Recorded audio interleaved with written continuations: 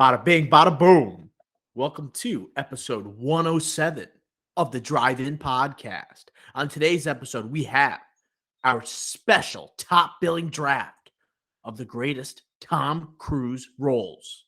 So use the bathroom now, grab that popcorn, and enjoy episode 107 of the Drive-In Podcast. Howdy doody, episode 107 of the Drive-In has arrived. This is Dr. O on the horn. This is our third episode drop of the week as we move on with Tom Cruise Week. We had the Mission Impossible trailer that dropped earlier in the week for Dead Reckoning Part 1.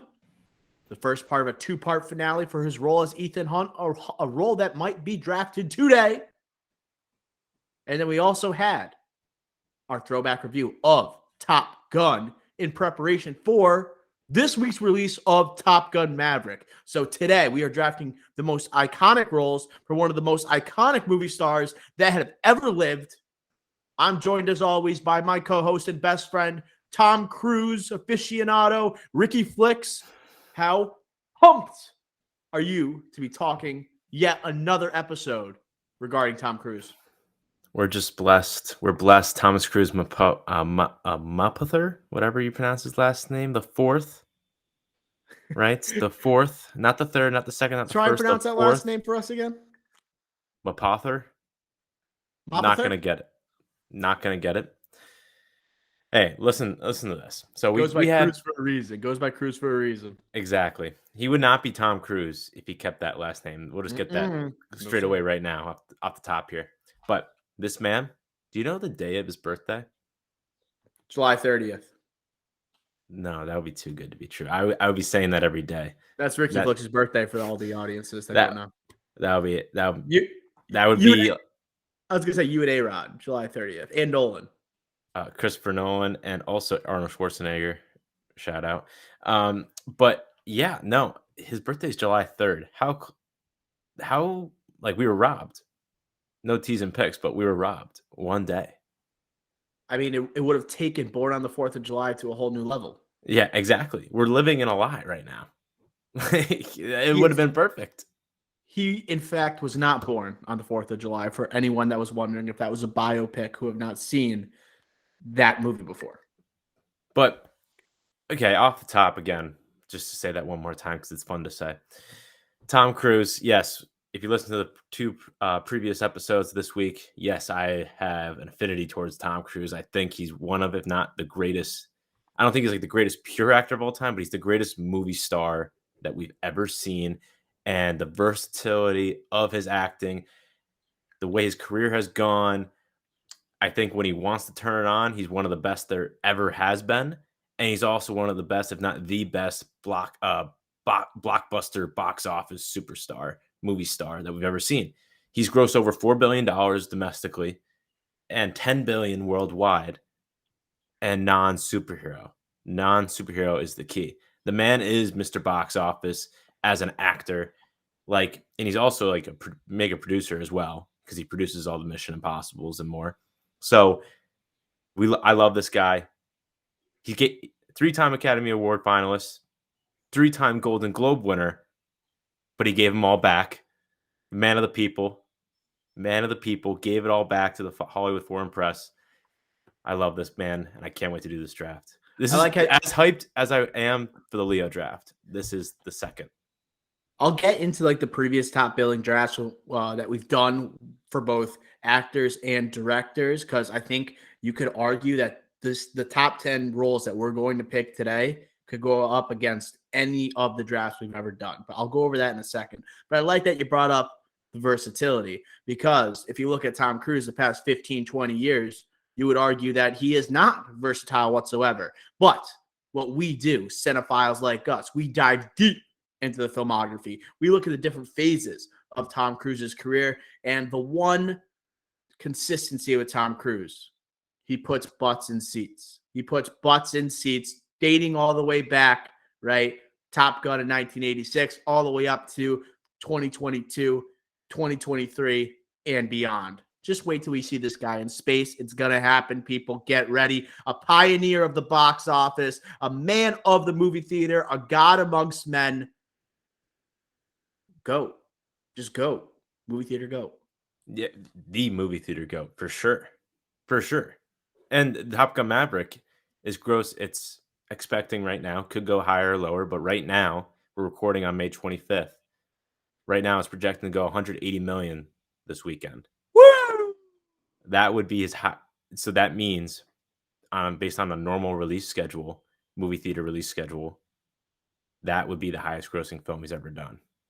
Says something, buddy. That says something, buddy. Returning to an iconic role, molding in like even more of like these action sequences that have made him so great over these years, taking Top Gun from 30 years ago to a whole nother level. I'm beyond excited. I know you are even more excited than I am with your anticipation meter last time. But let me just go through the drafts we've done so far, Ricky Flicks. And we're going to say, like, we're going to decide in a second whether these 10 picks rival or are better than these artists that I'm about to go through. So we've done a Leonardo DiCaprio draft. Okay. One of the best pure movie stars on the planet. But guess what? He's done a streaming movie. Guess who hasn't? Tom Cruise, right? Don't look up for Leo. We've done a Nick Cage draft. Okay. Has a very, as we said before, versatile IMDb. But let's not forget, you picked Willy's Wonderland in the top 10 draft for him. Tom Cruise never be caught dead doing a movie like that. Moving on, we did the PTA draft. Okay, director, much more minimal or smaller, I guess, collection of movies, but I mean, most bangers, if not all. We did a Christopher Nolan, once again, similar to PTA, minimal number of movies, make sure that they hit every time. Okay, maybe a little bit easier not easier for a director, but like by the time they take on these movies, when you look at PTA and Nolan, they're taking years to develop these movies. Judd Apatow, we also did a draft on. He really doesn't belong in the same type of category, I guess, as the rest of the cast, just because his movies not as complex. He churns them out left and right. He's a part of a lot of production of comedies. Still has made insane. He's had an insane impact on comedy in the 21st century. Ricky almost scared me there. Sorry. But I think you could argue it's between Leo and Cruise for the best filmographies that we've ever drafted. I want to say yes. PTA and Nolan, those are just tough to say no to. I guess those are just different because those, like you said, less body of work. So it's a lot easier. You know, they only put out bangers. I don't want to say the term easier. It's just they have more time to work on it. When you have someone who's so committed to their craft and making as many movies as Tom Cruise, and to have that accuracy with his films hitting time and time again, that says something. We Longevity, should do, baby. Now I'm just thinking about it.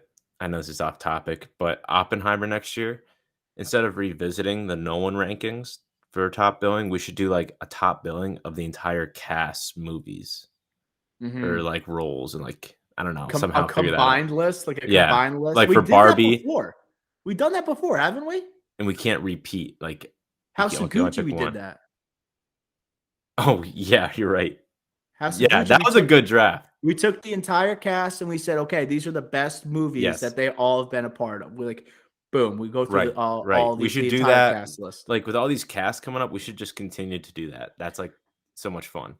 Who do you think are Cruise's contemporaries when it comes to like meaning this much to movies themselves? So like, he's done it for the past 40 years. Like lining up when he started, like who has had a similar impact as Tom Cruise? Any names come to mind? I don't want to.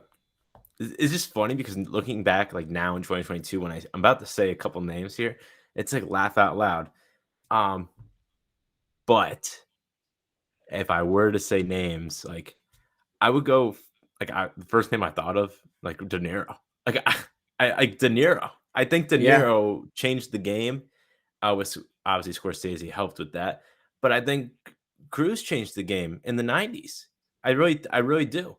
I think, well, really late 80s and then into the 90s, he really changed the game where he could do, we already mentioned, Mission Impossible movie, but then he could switch to a dramatic role in the same year. And he really showed like the movie star that we talked about last episode, but he could do that, but also get nominated for an Academy Award that same year, you know? So not only put butts in seats, but also put butts in seats for a critically acclaimed film or performance. So I think like De Niro can do that. But not anymore. That's the thing. Oh, Like you De mean right Niro, now, like like it's just present like day? throughout his career, like he's been able to garner audiences no matter what movie he's making. So like I don't know if there's anyone that can do that. Leo is one, but Leo starts afterwards. He doesn't have the same longevity. He eventually will because he's Leonardo Right. DiCaprio, and he is like the second coming of De Niro. So he's like the closest parallel to that. But like De Niro will throw in later on in his career here a comedy every once in a while that like just won't do well at the box office, won't perform well critically. Like you're going to get everything from Tom Cruise, all effort in. And like, I guess during this time period, I think of like the 90s dramatic turns and like his startup in the 80s. Like to me, like the name, just the name itself, like I think of Tom Hanks, like Tom Hanks and Tom Cruise, right? The two Tommies. Okay.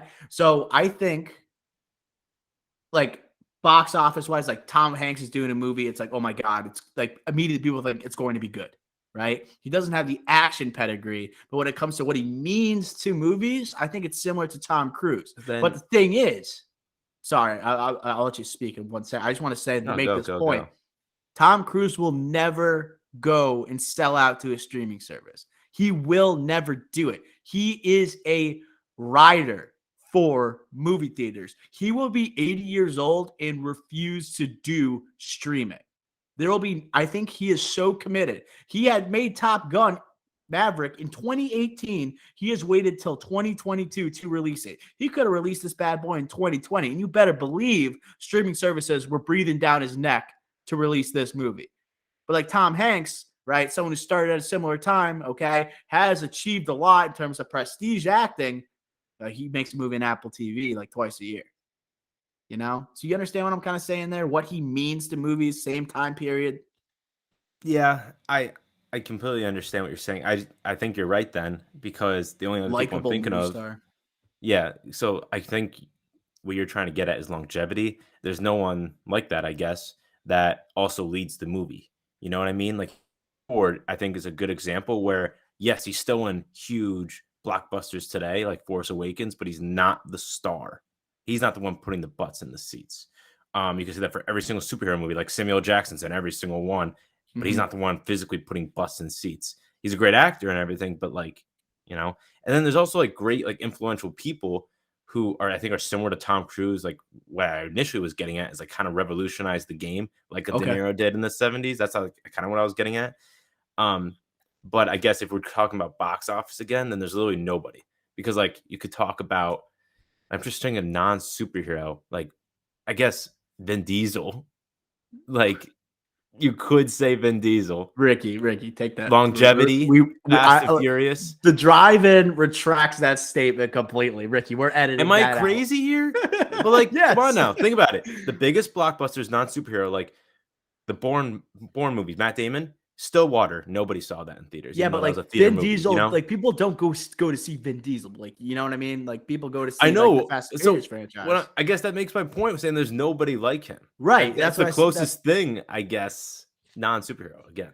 I don't know. Like, I guess if you look at his career from 2000 on, you know, I guess you could say that. But I basically was trying to get to the point that what you said earlier, there is no one like him. Someone that started at the same time has eventually moved to streaming, right? They're not able to do the actual action adventure stunts like Tom Cruise can do at age 59. Like, it's nuts what he's doing. And he's not stopping his action movies at age 59. He's going into his 60s, all right, making Mission Impossible movies. He's going into 60 as an action movie in space. Like, he is not stopping. He's committed to a theater type of experience. Going into this draft, Ricky, what type of research did you do? Did you do anything, watch anything? So it was a fun one because I kind of went on like a Tom Cruise fest a little bit here. Um, I don't want to tease any picks, but I did watch 4 movies. I watched one movie that I'd never seen before, or I never seen in its entirety, never sat through the entirety. So I did that. And then I revisited a few movies that I never get to catch the whole thing in total. I've seen it once in total, but like I just really wanted to like garner the movie and the performance around it. And so I did a couple of those, and I'll say that during the draft. But it was more like that. There's a couple ones I wanted to get to, but they weren't streaming or they weren't like available.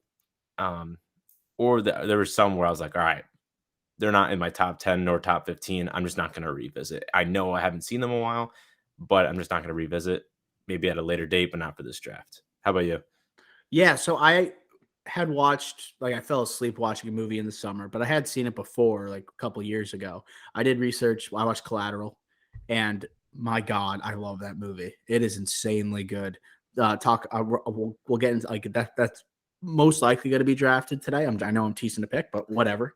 Okay, that might be on the cusp whether it's going to hit the top 10, but like him with Jamie Foxx, insane chemistry. I love that club scene with the music, the build-up, the cops going in, Jamie Foxx leading the way, Tom Cruise literally breaking ankles and breaking kneecaps on his way, right, to commit another hit.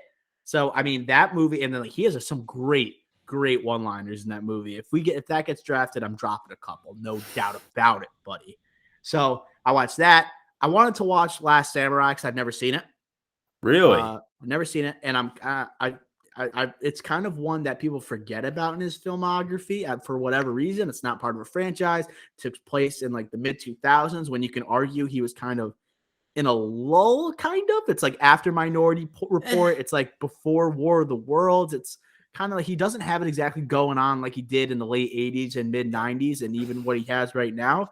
So it's like kind of a lost time for him. I wanted to actually watch Born on the 4th of July, not streaming, unfortunately.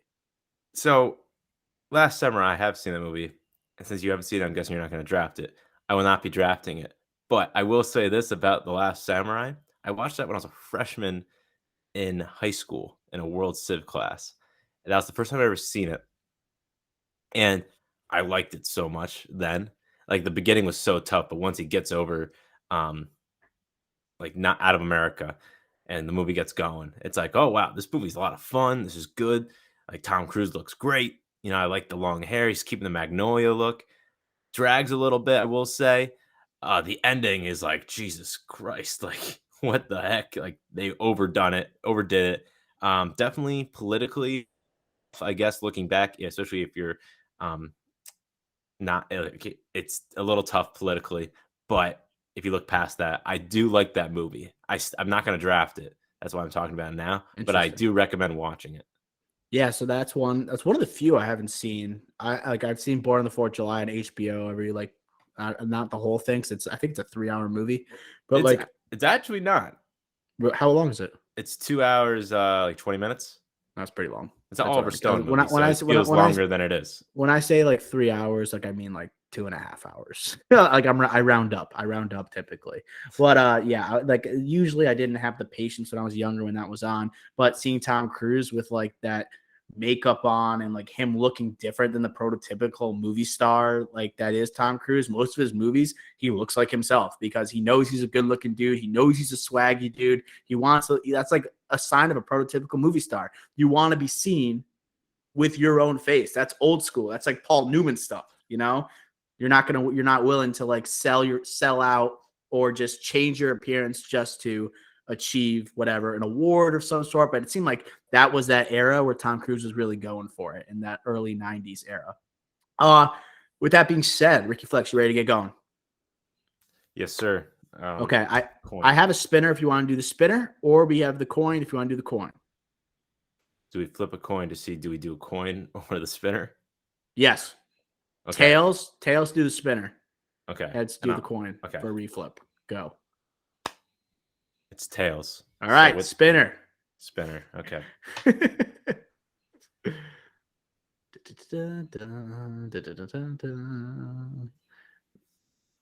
right. And it is spinning. And the choice of pick will go to Ricky Flex. He wins. He wins a 50-50 going into the draft for the first time in I don't know how long. I'm speechless. Applause to Ricky Flex. Well-deserved applause. So, Ricky Flex, are you going to draft first or second in this draft? I feel like I know what your number one pick is. Do you? So yeah, but I don't want to. I have a clear 1-1. I teased it in the last pod, so I have to go first because Okay. I'm afraid if I don't get this, then my draft's gonna go off the wazoo. Okay. So Ricky Flex has the number one pick. Dr. O's number 2. We got a snake draft special as always. So Ricky Flex, with that being said, number 1 overall pick to you, my guy. And to be clear, this is Tom Cruise roles, right? Not Oh, movies. we got to, yeah, I think we got to make one clear. Actually, we'll see when it's picked. We'll discuss Okay. when it's picked. We'll discuss when it's Okay, picked. because I think I know what you're gonna say, and I have an idea for that. Okay. That's fine. Okay. Number one pick. I think this is a no-brainer. I said it. It's one of my favorite performances of all time. I said on the a Top Gun pod. One of my favorite performances of all time. Lieutenant Daniel Kaffee, A Few Good Men. Wow. Whoa. Number I didn't know you one. were number 1. 1-1 overall. I can't say enough about this movie. It is probably the most rewatchable movie of all time. And a lot of it, yes, Jack Nicholson, that final scene is amazing, and also his intro scene. But this is Tom Cruise's movie. Yes, Aaron Sorkin's dialogue and the script, amazing. Rob Reiner, amazing. But at the end of the day, this is a courtroom drama centered around one Lieutenant Daniel Cafferty, aka Tom Cruise. For me, this is the easiest 1-1 I've had in a while. Wow. That's how I know. Like, a lot of people here, like, listening to this are like, how is that possible? Tom Cruise, like, he's not. No, this is, for me, this is Tom Cruise. This was like, should have been like, okay, this guy's gonna win 1,000 Oscars afterwards. I love this performance. Again, one of my favorite performances ever. One of my favorite movies ever. A Few Good Men. Lieutenant Daniel Kaffee. I'm shocked this is the number 1 overall pick. I'm like, I like the fact that you said it's clear in with this filmography, and I got it was my number 3. I had it at number 3. And mainly because he plays a lawyer in back-to-back years in his filmography. Like you could argue, like, it's not the other time he plays a lawyer, it's not a better movie and not a better role than A Few Good Men, but he's doing the same thing twice, which is, I mean, I that's disagree. A little sketchy, Ricky. I disagree a lot. Okay, so let's go over the role in A Few Good Men. You got a cocky dude. Okay, you got a cocky dude who thinks he knows more. Okay, he has trouble working with others. Okay, and then he has this character arc. Okay, obviously he goes through. He learns to be sympathetic. Okay, and he's going one-on-one with an all-time great older actor. Okay, no, it's great points. Counter argument: one's a courtroom drama, and the other is never in a courtroom. Although he's a lawyer at a firm. Correct. But he's playing a lawyer. Right. But it doesn't matter. Once the courtroom drama is so difficult. The amount of the Aaron Sorkin dialogue. Think about all the Aaron Sorkin movies that we've ever heard, right? Like, think of The Social Network, how smart those people sound. Like, how difficult of a role it is to play in an Aaron Sorkin script. And he murdered it. He absolutely murdered it. And again, I know what movie you're talking about, The Firm. We'll just say it now. I already said Firm. Okay. I didn't say The Firm. Unreal movie. Awesome movie. Great Might performance. Might make the draft. Oh, yeah. Great performance. We'll see. But in the courtroom, it's just different. It hits different. Like, think about any great courtroom drama movie. The best parts are in the courtroom. And this one arguably has one of the best scenes in movie history. And yes, it's also from the counterpart, the great acting of Jack Nicholson. But at the end of the day, this is a Tom Cruise movie. Tom Cruise is better than Nicholson in this movie, dude. Easily. That. But like that one scene, he's like, "You can't handle the truth." Oh, you can't handle the truth. That's what everyone thinks of. But the way Tom Cruise line from the movie. But at the same time, like, Nicholson is just this angry old man the entire time. Like, there's not much development. He's just who he is. That's why he's in like the supporting role. He gets a lot of accolades for it late in his career doing this type of thing. But Cruise is the one going through it all. Okay, and you could tell that you talked about the Sorkin monologues that he goes on, not just in the courtroom. It's so hard. But like when they're prepping, right, for the case itself with Demi Moore and that dude who's in every single movie. I forget his name every time, but I even the conversation with Kevin Bacon, like, Cruise does murder it. He does. Yeah. And I think this is a good pick. This is the better lawyer pick. I just don't know if, like, with all of his iconic films in his filmography, I would have taken number one. It's an amazing role. For me, it was like two ways. You can go this way if you're going like early Cruise. This was like clear. But if you like are more towards the post like Oscar run Cruise, then like this isn't the pick. But for me, someone that is dedicated like 90s movie stardom, not just around the blockbuster, but also around the dramatic critical acclaim. I love this era. Tom Cruise is one of the main actors of that. And it's because there's one of the main reasons because of this movie. And also, I just want to say, you also mentioned like Nixon gets a lot of the shine, the supporting role that has the iconic line there. That's a common theme in a lot of Cruise movies where he carries the weight of the movie, but a lot of the shine gets taken off him. And I know it's crazy to say because it's Tom Cruise, like one of the, like the man's a man rocket, right? He commands the screen, charisma, personality. But a lot of like the performances that like the supporting character, or if he's the supporting character, the main actor, that usually gets the critical success. And then he's kind of in the background. But in reality, when you take a deeper look at the movie, he's kind of carrying the movie a little bit. And it's going against like a Nicholson type, or I'll say, I won't tease any more picks, but another great actor next to him or actress. Yeah, I agree with that. I'm probably going to take a pick the next two that I have back to back. That's going to perfectly exemplify that. But yeah, I love the movie. I love the role. So number one overall, Ricky has A Few Good Men. So before I make this next pick, we have to make a clarification. So Tom Cruise is a part of a major movie franchise. He's done 6 movies as Ethan Hunt. Okay, going to be 8 by 2024 with Mission Impossible. So I have a question. Are we taking one movie with Ethan Hunt, or are we taking Ethan Hunt as a character if we draft him? So yeah, there's 2 ways we could do this. We could make it mandatory that we take an Ethan Hunt character. Like me and you both can have one, and we pick which movie. Okay. Or we could just have one Ethan Hunt. Someone gets it, and I'm assuming you're picking it now. So that's like what the 2 scenarios we can go. So 6 movies. He's only a part of one franchise. Top Gun, I guess you can count as going to be a franchise after this sequel. But I like that we pick one Ethan Hunt movie each, because that's going to totally impact the way I draft if we do that. Okay? So one Mission Impossible each. If you like it, and if you're not sure, we could flip a coin. Are we going to make it mandatory? Like you have to pick an Ethan Hunt role? I'm okay doing that if you are. Okay, I am. Okay, one Mission Impossible. And guess what? I will not be taking a Mission Impossible with either of my back-to-back picks here. So with that being said, I think naturally, based on our throwback review earlier in the week, we talk about like one of the most iconic blockbusters of the 80s, one that didn't have like a franchise attached to it, like a Star Wars or a Star Trek. And you look at all these other franchises that are born, the Raiders of the Lost Ark, Indiana Jones, all that stuff.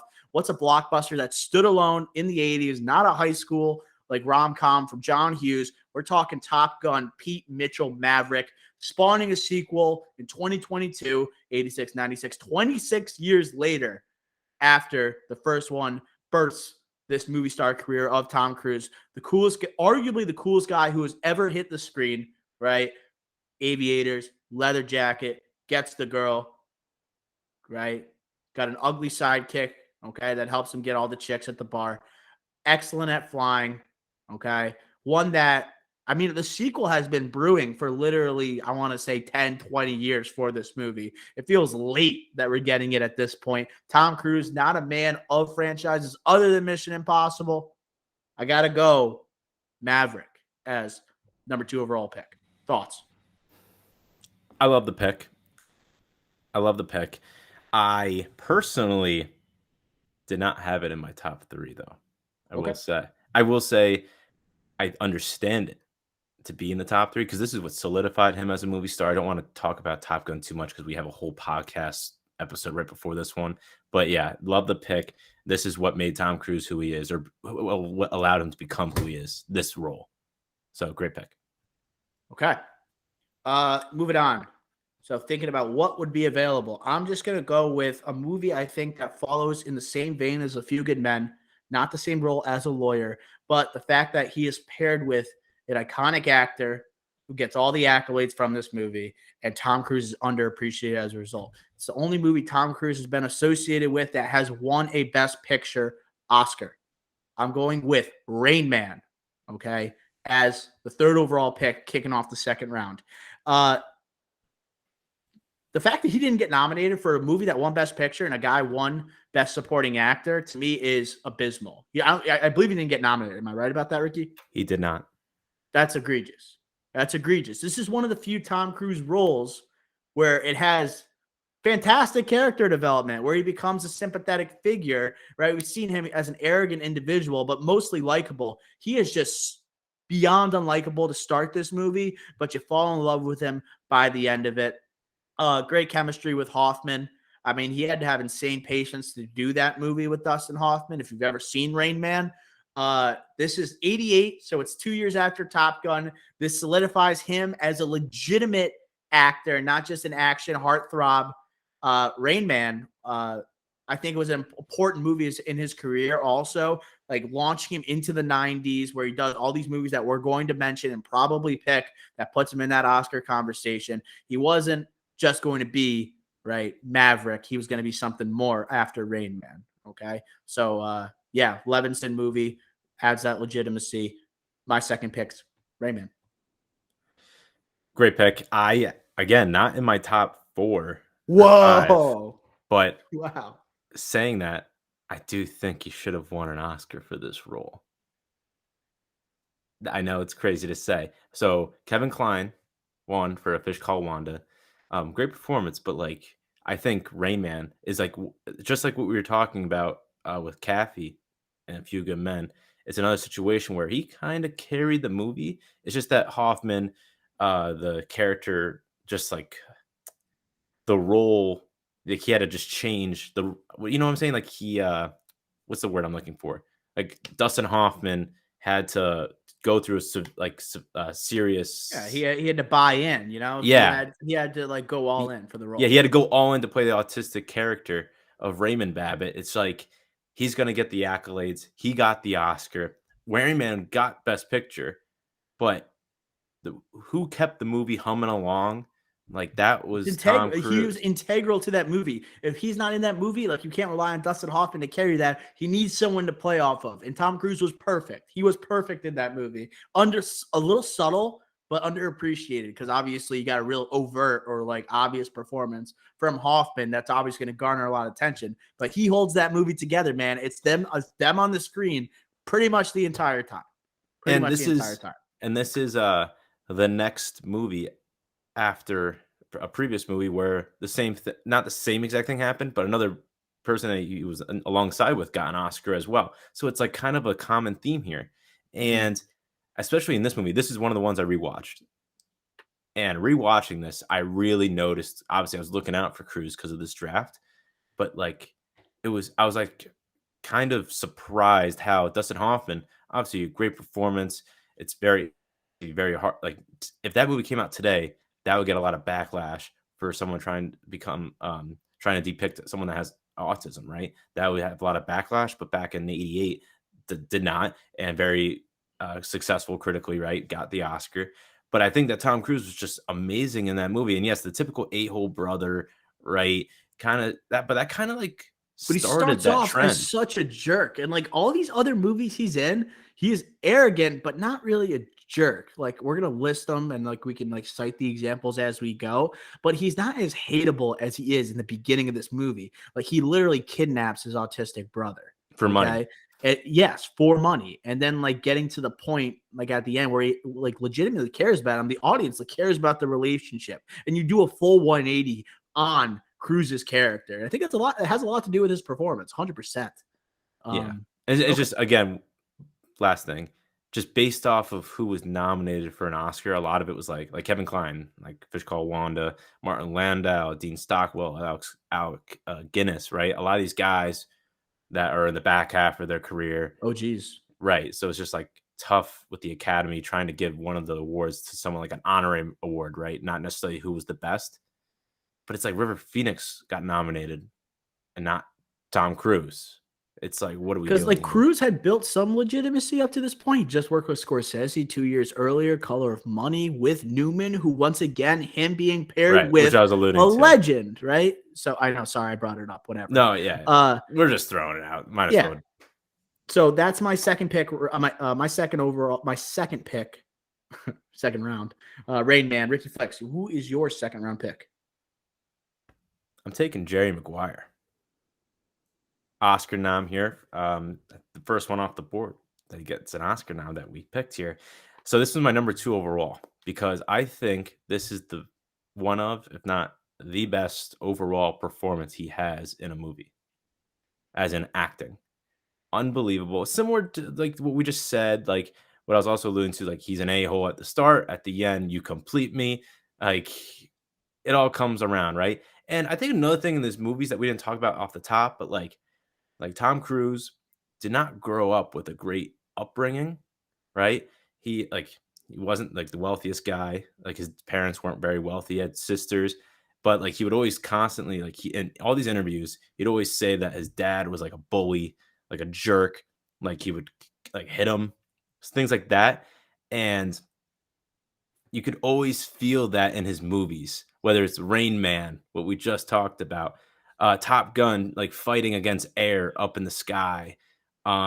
This movie, Jerry Maguire, and eventually becoming like a stepdad, right? It's always a common theme in his movies. World of War, no taste effects, but like a lot of his movies, and this is like another example of that. So I felt like in this movie, it really came together as a whole, not just because of that, but I just thought I wanted to bring that up because we have been talking about these movies that he does have like a father issue, and similar to another to Spielberg, who he has frequently collaborated with.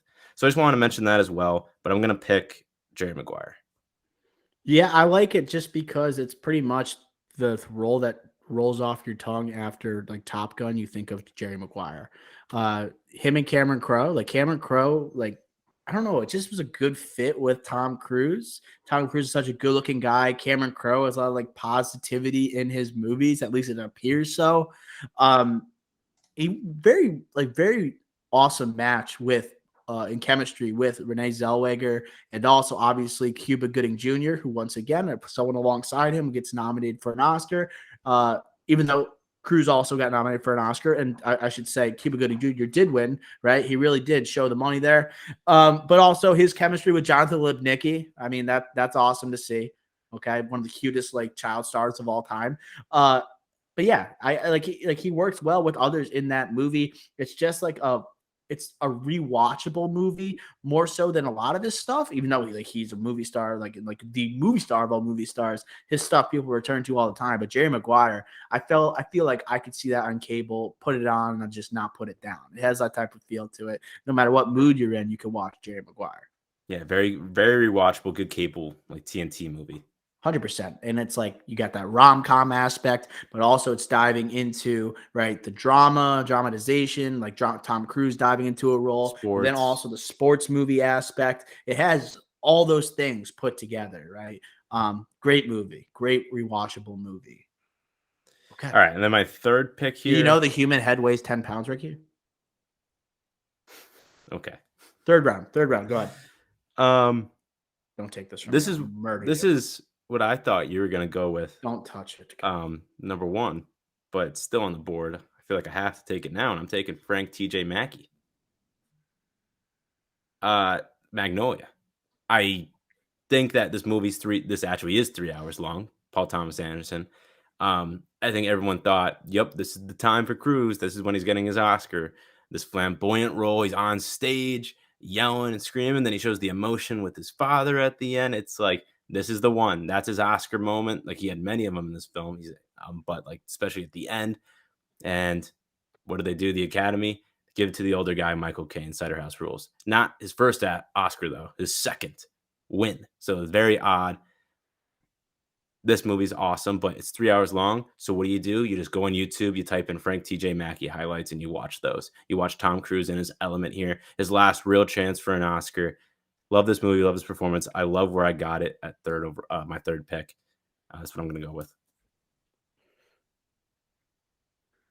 Quietly judging you for stealing that pick from me, Ricky Flex, because I love this role. This one, it's a different Tom Cruise. Like he literally has the ponytail. He's really embracing like his sexuality in this movie.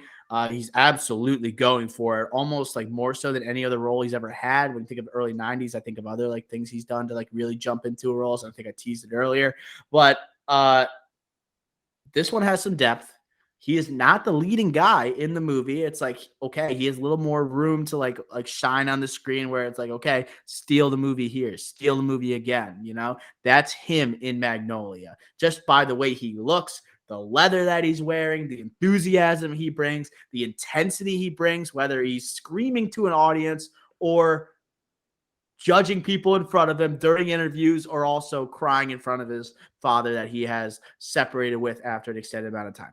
Full range of emotions from this role. It is, I mean, I was thinking about taking it over Rain Man, but I don't know. Rain Man is just a powerful movie in and of itself, more so than Magnolia. And he's basically a leading man in Rain Man. He's not in Magnolia, so I guess that's why I was hoping to get it in the third round. Great pick though. I love it. It's an amazing pick. I'm gonna have to like I'm gonna rock your world with my next pick just to piss you off now. I did not plan on picking this movie. I'm about to take Ricky Flex, but I'm taking it because you took this. How about that? Continue. I'm picking it as my favorite roles, not necessarily favorite movies. Yes, Rain Man I think are better than Jerry Maguire and Magnolia as a movie, especially upon rewatch. Like, wow, yeah. But what do I like Tom Cruise better in? I like him better as Frank T.J. Mackey, going all out for the Oscar. Jerry Maguire, the Oscar nom, and also all-around performance. I like that over Rain Man personally, but I respect the pick. Okay, Ricky. I'm gonna let you hurt a little bit. I'm gonna let you sit on the fact I'm gonna pick this movie, but I ain't gonna pick it yet. How about that? Give me another role where you could say Tom Cruise is going for it. Okay, maybe obviously a little bit lesser so. He doesn't have the movie star good looks in this movie. He's got a different dye on his hair. He's got a slick suit on the entire time. He, for once, is not only not the lead of the movie, but he is the villain in the movie. How many times have we seen Tom Cruise as a villain? I'm going to give it to you right now. It's going to be Collateral. Vincent from Collateral. Okay? I didn't plan on picking this one necessarily either. I was hoping that Magnolia was going to come by, right? Maybe on the swing going into the fourth round. But once again, I mentioned it right before the podcast. Like, he has some unbelievable, like, villainous lines here. Like, him with the one-on-one early on with Jamie Foxx. Jamie Foxx is like, "You killed him," and he goes like, "No, the bullets in the fall killed him. I just showed up, baby." But like, just Tom Cruise, and like, I guess like in a Michael Mann movie, exciting, right? Fast-paced, and he's still like in this role. He still is able to show off. First of all, the speed. He's still coming in with the high hands. He's still going a million miles an hour. He's breaking people's kneecaps, okay? He's snapping necks, and he's sniping people twice in the chest, once in the head, all right? 1 millimeter apart in the chest. So this one, I just like it because it's so different from the rest of the roles we picked so far. Villainous. You could argue Magnolia is a little bit villainous, but more of it's like Magnolia is more like he has a dark side to him. You know, yes. He has a darker side to him than like obviously a Jerry Maguire. That was a couple years before Magnolia. So I love Collateral here. Collaboration with Michael Mann. Okay. Didn't get nominated for an Oscar, but I think Jamie Foxx did for Collateral. If I'm really, I'll have to double check there because he this is the same year, 2004. He won for Ray. So I think there is a crazy trivia stat where he was nominated for 2 Oscars at the same Academy Awards. Can you double check that for me, Ricky Flex? He's typing right now. Did he get nominated for Collateral? he did. Wow, man. So was it the same Oscars that he won? Did he get nominated for Best Lead twice? Must have been 2 separate years. He was supporting in Collateral, they say. Wow, really? So you had Cruise as the leading man? All right, you've talked enough. I got to take over. I got to say something. Did not like Jamie Foxx in this movie. Well, I didn't say he was better. I just knew he got nominated. But looking at this list pisses me off. Jamie Foxx at the end of that movie does very well. When he's sitting down like across from Bardem, that's where you're like, okay, that's the scene they're going to play at the Oscars. But It's like Tom Cruise dominated this movie. Michael 100%. Mann. This was a Michael Mann, Tom Cruise flick. This was not a Jamie Foxx flick.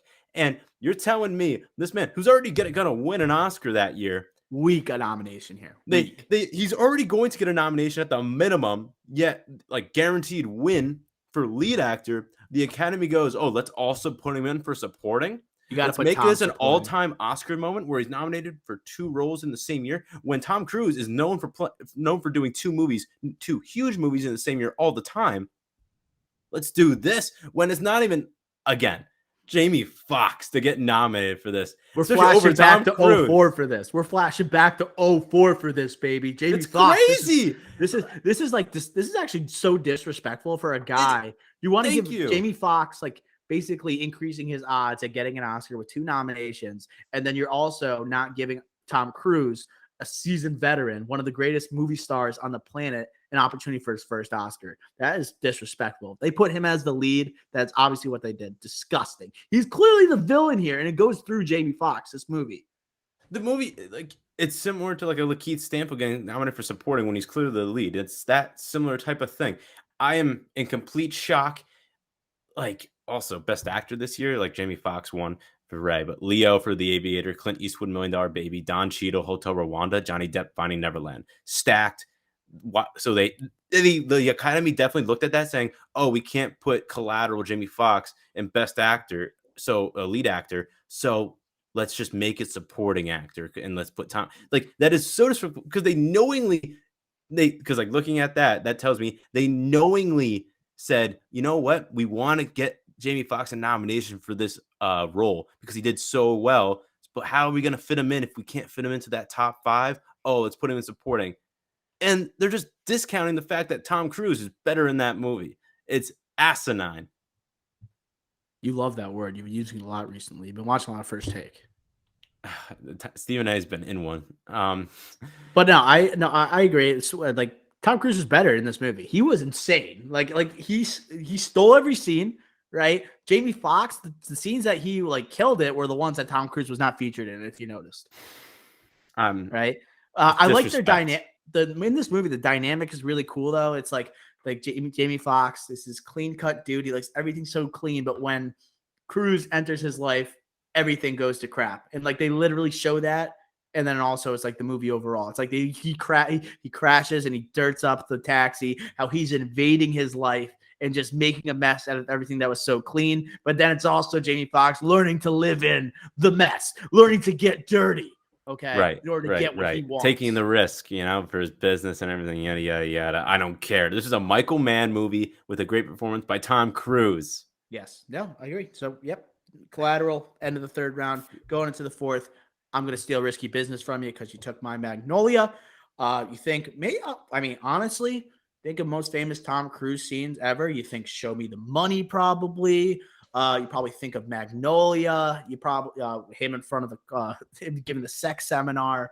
You could name a couple from Top Gun, but you think of him in his boxers sliding with the shades on, okay, with the Ray-Bans, okay. I think this one, I'm basically taking this out of spite because of you taking Magnolia, so I'll just admit that again.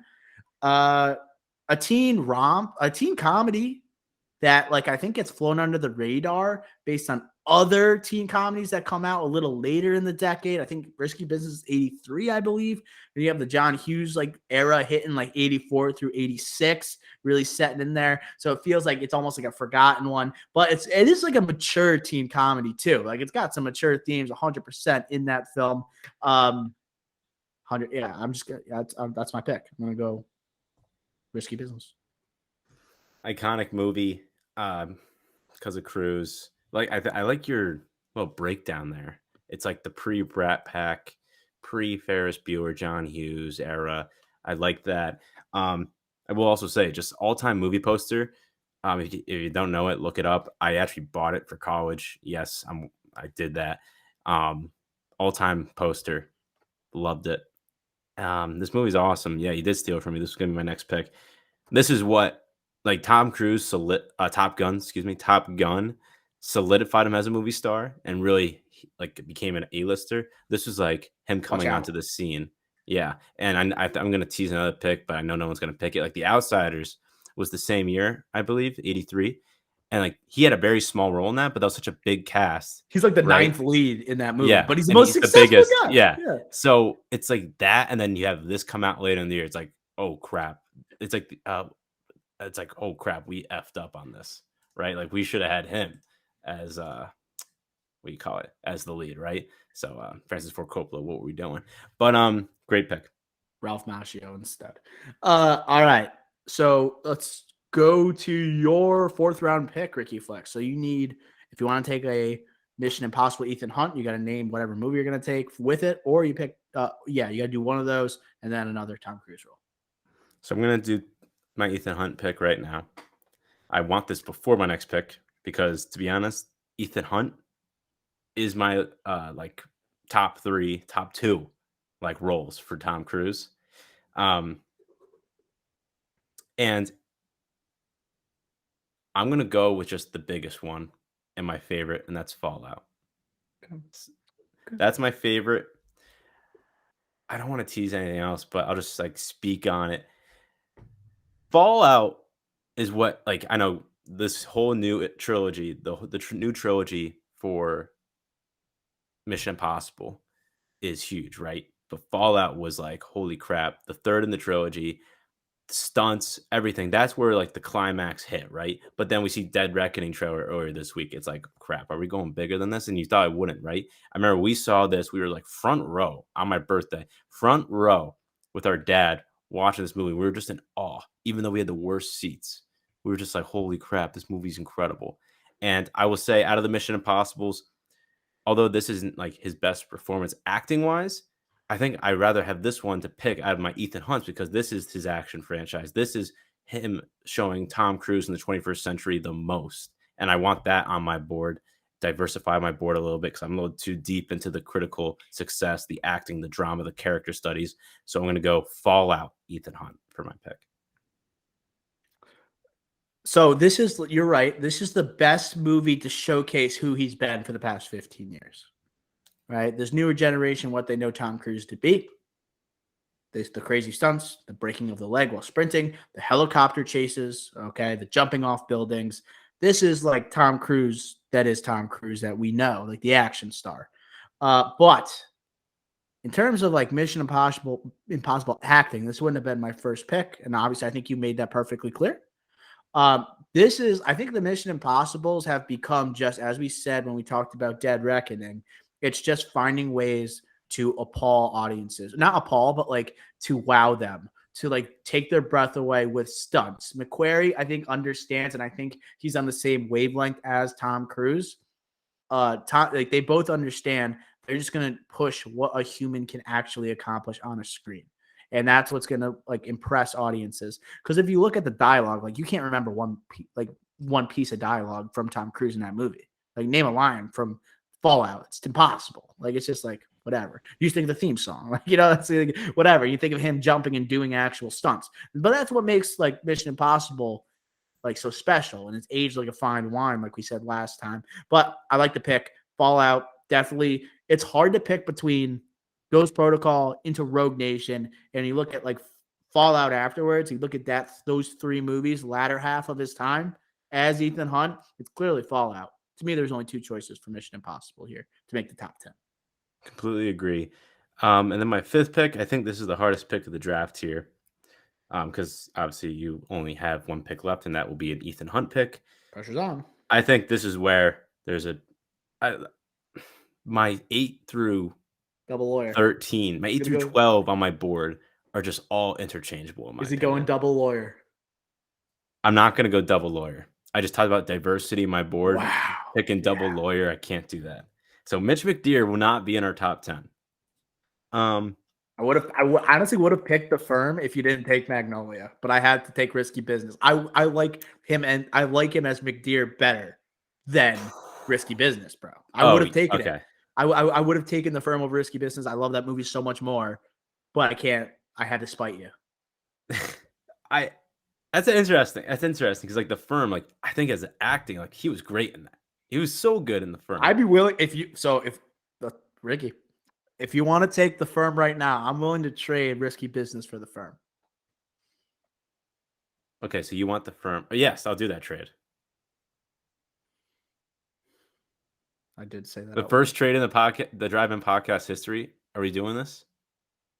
No, actually, I take it back. Revoked. Ah, Because that would give you risky business. You get the iconic moment. You got Jerry Maguire, and then you got Few Good Men. I think that would just like overwhelm your board compared to my like collateral and then final pick. I don't know. I feel like it would outweigh it. I think risky business does hold some weight because it has the iconic image of Tom Cruise in the shades. crap. Okay, so It's gonna be off the board. It's gonna be off. I have to stick to the spite because you still have Magnolia. Yeah, I would trade risky business for Magnolia. I'll do that. But I'm not doing that. Okay, fine. It's off too. Yeah, I can't do that. That was an epic tease. Yeah, that was. So no trade has ever been done on the Drive-In podcast. To be clear, still. Okay. Closest. Okay, so yeah, so you have to pick Ethan Hunt so I could talk this out. All right, so the movies that are in this area for me, and again, I'm talking about like Tom Cruise performance. It's not my favorite like movie out of this bunch, so that's why they're all kind of in the same realm, right? So The Color of Money as Vincent, I have Eyes Wide Shut, and last one, crap, where's it? Minority Report. Okay. Those are the three I'm toying with. I feel like Minority Report is more of a Steven Spielberg movie and ensemble a little bit. I don't necessarily love that performance as much, just solely. So I'm going to take that one out. Eyes Wide Shut, I think he was good. But again, the movie itself, I think, pulls it back a little bit. And I think he could have done more. So I think I'm going to take that out. And I'm going to go, I think this hurts my board because I don't think a lot of people have seen it. But I'm going to take The Color of Money, Scorsese. And yes, Paul Newman was great in this. In the third act, they definitely focus on Paul Newman. But I think this is 1986, same year as Top Gun. He's also showcasing his charisma. The thing I don't like about it as much, besides what I said about the third act, is also he looks different, but not like a collateral sort of way. But like the hair and the earring and everything, he does look different, not his normal self. I don't love that. But I have a fun fact about his like the way he looks in that movie, but keep going. But I guess last thing before you say that is like when he's on the pool table, like his introduction scene all time. That's like such a great character introduction. Him faking like he's killing and shooting people with the pool stick while destroying John Turturro on the tables, and he's also like doing like martial arts moves with the pool stick. Werewolves of London, bro. That song is playing, and he's murdering it. And then he's playing video games while playing pool, and he's just absolutely destroying John Turturro, who isn't a slouch, but he keeps going back for Paul Newman for money, then coming back and going back and forth and everything. Awesome movie. This is another one I rewatched over the weekend. Unbelievable movie. Great performance by Cruise, but again, like Paul Newman gets the Oscar here. Sequel 25 years later to The Hustler, so it makes sense. That's my final pick. Kind of hurts my board, but I like it myself, so I'm a man of integrity. This is why I wanted the second pick of this draft, because I knew this would be a tough decision for you. I had the same three lined up: Minority Report, Color of Money, and Eyes Wide Shut. Personally, I think I would have went Minority Report, but sticking to Color of Money and talking about the way he looked, his hair looks a little funky here. He doesn't look the same as he does in Top Gun. He grows his hair out, but he has to. So here's the fun fact: Tom Cruise had to do reshoots for Top Gun while he was preparing for Color of Money. So the scene in Top Gun, when he jumps into the elevator with Kelly McGillis, he has a towel around his neck, right? And she has a hat on. Her hair looks different for a movie, and his hair is too long, so they're hiding it with the towel, right? Little fun fact for anyone that for next time they watch Top Gun. Yeah, I love that. Just for the Werewolves of London scene, it's so worth it. And him like hitting the pool shot behind the back. Like this is like the beginning of Tom Cruise taking these roles like serious enough where he's going to become a professional at whatever he's doing. This is like early on him doing that, where he's going to learn how to fly a helicopter eventually, how he's going to learn how to fly a jet and like all these different, like all these things. He's like, it's going to start off a little small, like playing pool, but just like the way he does that, it's not a stunt double doing it. He's committed to it. That says a lot for the future. And then teaming up with Scorsese at such a young age after working with Tony Scott for like obviously great blockbuster and Ridley Scott for Top Gun. Ridley Scott, legend. A year before, you brought that up earlier that I was not aware of. Good pick. Good pick. It was a tough one. I give you props for sticking to your guns and going Color of Money. I'll wrap up the draft with Mr. Irrelevant. To me, you got to go just old school Mission Impossible. I think that's the pick here. So this movie comes out in '96. Who did this one? Who directed this one? It was Brian De Palma. De Palma. Yes, sorry, I blanked for a second. De Palma directs it. When you think of this movie, you don't think as much of like the jumping off cliffs and like incredible stunt work that is like pushing like the human capabilities. But you do have, right?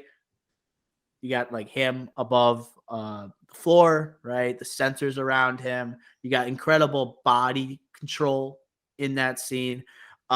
You also have, it's like the birth of what is to come. And it's kind of cool when you look at 1996, what this franchise looked like. Was it going to last like all the way to 2022? So to see him like start off in that role during that period where he has Jerry Maguire in the same year in 96, and then going on to Magnolia, and he has years before it, okay, where he's doing critically acclaimed stuff, to still like commit to doing these action movies during this era. I think this movie shows his versatility on the filmography when people thought like maybe he won't be doing these action films anymore, okay? But I love having Mission Impossible here. I probably would have wanted to have Fallout, if anything, because I have a tight connection with these later films from that franchise, and I love what McQuarrie's done with it.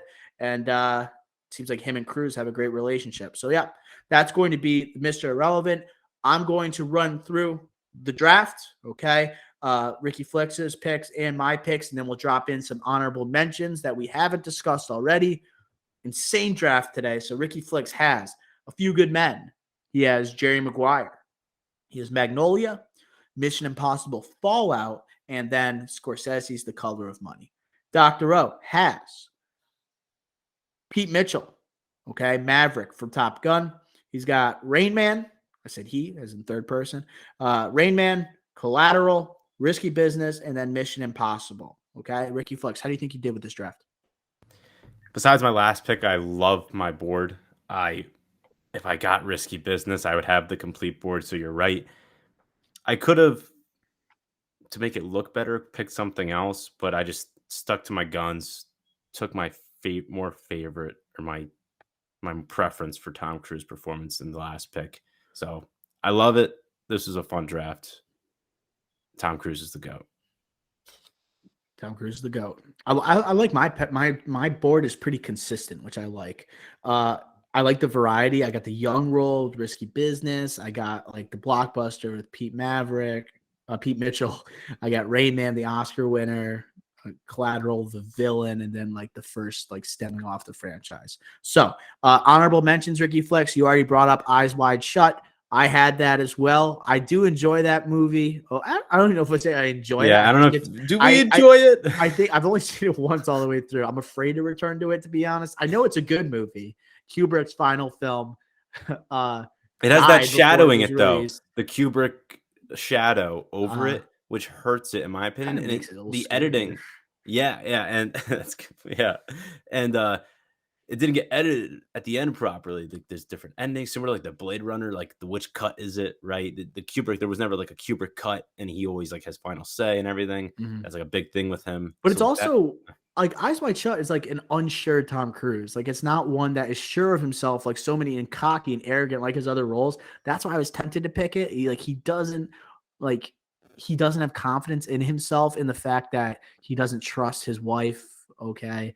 And he's not confident in like situations he finds himself in. What were you gonna say? One final thing with this. He's a physician, a doctor in this. He never sells me. Tom Cruise is like a doctor. He just never sold me on it. And if you can't sell me on that, I know the movie's not about that, but there's many scenes when he's a doctor in here. It was tough for me. And yes, like I did like the performance. I did like the movie. It's just like for me to put it as a top 10 Tom Cruise role, I just couldn't do it. If you're married, never watch that movie if you haven't seen it. There's also there's a scene in that movie where he meets the girl with AIDS. He doesn't know she has AIDS. Spoiler alert. But he kisses her, and I'm just like, dude, Like, that never crosses his mind. Like after he did that, like And he's a doctor. He might have AIDS. And I'm like, that's where I was just like, dude, like I learned this in like 5th grade. Like you might have AIDS, dude. And then he never gets checked out. Then like he goes to see his wife again. I'm like, Jesus Christ. I think Jack Reacher, it's a newer type of movie. He doesn't really sell you on the traditional Jack Reacher character from the books, but Tom Cruise playing him, what he's capable of, he can kick your ass, but at the same time, he's not this tall, imposing figure like we see in the TV show. I think you could argue the TV show actually hurts Tom Cruise's movies just because it goes like, oh, this is the guy that's supposed to be Jack Reacher. Yeah, This books, guy yeah. is, well, like in the, like, yeah. Like The new TV show. Sorry, yeah. So like the Alan Richardson character. I think we also, I mean, you can say it. What else do you have when you're bored? I think one glares from our childhood. Oh, from our childhood. Like, I guess like 2008. Oh, so I was not going to pick this for a top 10, but it was a top 15. This was easily 100%. making it. Yeah. Les Grossman. 100%. If we had top a third man on this draft, he gets picked. Les Grossman. It's a glorified cameo, but it's arguably the greatest cameo of all time. He won a Golden Globe for this. Did he really? Or he nominated. No way. Yeah. That's insane. Like, this movie, surprisingly, like, I mean, Downey Jr. got an Oscar nomination for this movie. Yeah. He won. Crazy. Sorry. No. I mean, he lost Les Grossman won. No, Les Grossman won. Sorry. That's what I was saying. For the like, Globe? he actually won the Globe. That's versus nuts. Downey Jr. didn't win the Globe. That shows you the illegitimacy of the Golden Globes. If he Right. won for that seems like it would win an MTV award, not like a Golden Globe or an Oscar. Like, but when I first saw that movie, I didn't know that was Tom Cruise. I think we all didn't know. I will F you up. Massacre you. We don't negotiate with terrorists. Listen, F stick. That might be his most quotable movie. Where's the key grip? I want him you in to the punch face, really effing hard. G5. We don't negotiate with terrorists. G5. Man, McConaughey. G5. Screw the TiVo. But yeah, else? Yeah. Again, that's a top 15. I feel like if we were to do like a top 10, not representing anything, but just to say like 10 roles that were the most important to Tom Cruise. There's a glaring one that we don't have, and it's his first ever Oscar nomination. It's Born on the 4th of July. Never seen it all the way through. I watched it all the way through last night. I rented it. I paid the money. I think it's the only money I've actually, the only rental I've ever done, like without like being with people, like a solo rent. You know what I mean? Like I didn't go out to Blockbuster. No, I did that the other day. I did that for a draft a couple weeks ago. I forgot what it was for, but keep going. I did it for this movie because I was like, crap, I've never watched it all the way through. And I don't feel comfortable drafting this unless I watch it all the way through. I watch it all the way through. This is just Platoon 2.0, classic Oliver Stone, like just propaganda against war. I'm not saying I'm for or against that. I'm just saying this is an Oliver Stone movie. But unlike Platoon, which is more of an ensemble, this was clearly Tom Cruise's like, you're going for that Oscar. Yep. And I respect that. I just think the movie jumps so much. In what's his name of the movie? Ron Kovic. Based on a true story, like everything. But they skip some of the best juicy scenes. Like at the end, they just jump like from his like overcoming adversity to him speaking in front of people at the Democratic National the Democratic National Convention. But they don't show the speech, but they were teasing it from the first scene. And it's like we don't get that juicy Oscar moment. We get Oscar moments, but we don't get the juiciest ones. Obviously, yeah, you can spoil it for me. It's not like I want to see it. I'm not saying it's worth seeing it, to be honest. Like it's not the greatest movie. And to be honest, like Daniel Day-Lewis won for My Left Foot, cerebral palsy. Like he was gonna win no matter what. So I'm not saying Tom Cruise should have won. I think Daniel Day-Lewis was better. I'm just saying like commitment by Tom Cruise though. Full body transformation in the wheelchair, paralyzed, everything. Like he went all out for this one. I think almost any other year he wins, to be honest. I'm just saying the movie itself just lacked for me so much. I couldn't pick it. Yeah. All right. I think we pretty much at least teased every other role that he's done. His accuracy with his roles, it's insanity. American Made. What do you think about that movie? Comes at a weird time in his career. Narcos. It was the middle of Narcos. Yes, that was just like it was totally inspired by that. I think if that was made in 2005, that is a monster hit. Yeah, it just comes at a time where like he's making like Mission Impossible. It seems like he's like half going into like the action aspect and half like trying to be like serious about it. Like I just like it's just at a it was like he's trying to like almost like have a culmination of his career with American Made. He's like, oh, I can fly planes in a movie. Sign me up. Right, but it's also got like that true story aspect. Like he can actually showcase some of that acting skill, but mainly it's just wearing shades the entire time, looking cool, hair breeze, and driving a plane. Yeah, that's pretty much what it is. I guess real quick, one that was in that same realm was Collateral, Minority Report, Eyes Wide Shut for me. Was Edge of Tomorrow. Oh yeah, like I love that movie. The reason why I think the ones I said before is that Emily Blunt, I think, is phenomenal in Edge of Tomorrow. Is that Live, Die, Repeat? Yes, and they're doing the second one's in development allegedly. It's been in development for a while, but allegedly they're going to make a second one of that. And I can't be more happy for that. But Edge of Tomorrow is an awesome movie. But again, Emily Blunt really, I think, was for me the best performance in that. Even though I think Tom Cruise is great in that as well. That's the height of sci-fi movies that aren't in a franchise. Like you got a bunch of those that came out during that time. Like that was the best one that came out that didn't have a sequel to it. You know, it stood on its own. A lot of times those fail. That one actually was successful critically. You know, that wasn't happening all the time. It's like Moonfall that came out like a couple months ago. Like that type of style. Like, it feels like out of place coming. Like it's like critically good.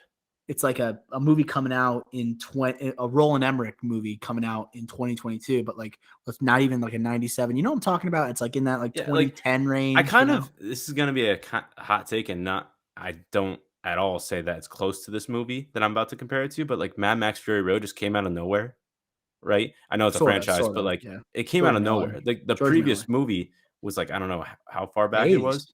Yeah. Like or 90s. So I think maybe 90, touched the 90s. But like that just came out of nowhere, was incredible, but then it's gone again. I know that Furious is coming out next year, whatever, but I'm just saying like action movie surprise. Edge of Tomorrow, huge surprise. Did not see that coming out of nowhere. Yeah. Right? Yeah. It's like because I was like, this is when he's about to hit an absolute groove with right. And Emily Blunt's about to get huge after this. Yeah, she's about to start pumping out movies as well. And yeah. But good. I like that. Yeah. Last thing I'll say here, War of the Worlds. Yeah, reunites with Steven Spielberg. I like that growing up. That was on a lot. That was a TNT movie. Tough with Scary Movie 4, I will say. That goes with the dad relationship you're talking about too. Yes, like tough relationship. And Spielberg. Like right I'm saying Spielberg again, who suffered similar issues there, daddy issues there. But I definitely think that movie gets kind of crapped on a lot, especially Scary Movie 4, like I mentioned. But his performance, I thought, was really good. I like to talk about Dakota Fanning in that, but like I think that he was really good as well. Who's the kid? Who is the son? Oh, I'll look it up real quick. He looks. I think Scary Movie 4 was Greg the Egg, right? Or who was that? You look up War of the Worlds. He looks like it's Justin Chatwin. This guy looks so familiar. What the heck was this guy in? Oh my god! Ready for this? He's like in like. Okay, wait for this actor. This guy looks so familiar, bro. What is he in? Leslie Nielsen was in Scary Movie 4. That's wild. Oh, dude, yeah, of course. He was in multiple scary movies, I'm pretty sure. Simon Rex. Remember Simon Rex was in all these movies? Yeah. The Dragonfly. Oh my god. What is the name of this freaking movie, bro? This guy looks so familiar. He's in Weeds. That might be it. Weeds. You ever seen that show? No, but I know it. Look, yeah. So this guy, I'm going to share my screen real quick just so you can see this guy's face because you're going to be like, it's this guy. It's from Weeds. That's definitely what I recognize him from. Sorry. 1 second. I know this is bad radio, but that's okay. We're almost I don't even see Robbie Justin Chatwin. He looks dude. What is he in? He's in Weeds. That's what I remember. I've only seen a couple. Like he was like the boyfriend in Weeds. Or no. What's that other show? William H. Macy, bro. Oh, the homeless one. Shameless. He's in Shameless. That's it. Okay, got it. I've only seen a season or two of that show. Wasn't really my vibe, but that's why I recognized him. All right, but yeah, he's the guy who's kind of a brat, but he had a tough time with his dad, teenage years. All right, so that's gonna do it for our Tom Cruise roles draft. Fun draft. Glad to always debate and take Ricky Flicks head on. Make sure you check out the special graphic he's going to have with this episode. All right, reply us. Right, who do you think won the draft? What did we miss out on? Okay, let us know. Make sure you also follow the pod because guess what? We're recording on Wednesday. We're going to see Top Gun tomorrow night. Okay. Review dropping next week, episode 108. Okay. We're going to do probably 108. Might do a Monday drop, I would assume. Monday drop for Top Gun Maverick. I will also say Obi-Wan comes out on Friday. And Oh, Stranger man. Things. So, man. it's going to be what do we do on Monday? I don't know. Maybe we have to do like an immediate pod like tomorrow night after we see Top Gun. We might do like a 20-minute instant reaction. I wouldn't hate that just to like if it's that good. I think the juices flowing. While the juices are flowing. If you see that we drop a pod, okay, on Friday, that'll tell you to go see Top Gun Maverick ASAP. Either way, make sure you hit the theaters. Tom Cruise never disappoints, as we just went over. Make sure you follow us on social media at The Drive-In Pod, Twitter, Instagram, TikTok. Follow us on YouTube. Okay, we're posting clips there regularly. Until next time, we will smell ya.